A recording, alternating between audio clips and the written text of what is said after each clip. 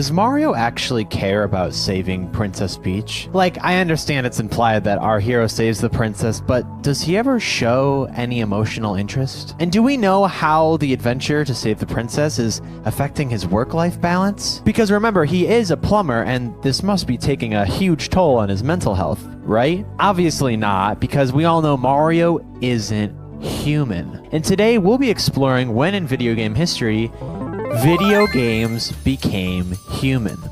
What do I mean by games being human? Realistic scenarios that appeal towards human nature, struggle, love, letting go, the undefined power of the human spirit, like that kind of shit, is what I would define as a game having humanistic traits. The Last of Us is very human. I literally had to skip over the end of the intro scene because it's so emotional and, you know, I don't want to cry at 2 in the afternoon, but let this game, The Walking Dead, Argo, be definitive games that are most definitely relatable to our lives. The Super Mario franchise is a great example of games that are not human. We all intrinsically know that, Mario doesn't have any emotions. There's no cutscenes 75% of the way through any Mario game where he's beaten down and depressed and he thinks, oh my god, maybe I'll never find the that shit doesn't happen. It's World 1 to World 8 every game. We know the formula. 2 other definitions that I don't classify as being human. Fantasy games.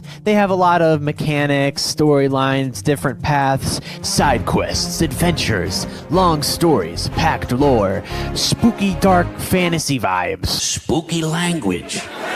Spooky language. Just because a game is packed with story, mechanics, enemy, stuff, it doesn't mean it necessarily connects with the human experience. And the other term being nostalgia. Games that make us feel those human connections, but only because it has vibes. Like the opening to Pokemon Emerald is very satisfying for me. It makes me feel like a kid again, going on that very first adventure. But the only reason I make that connection is, vibes. And has nothing to do with the story or gameplay.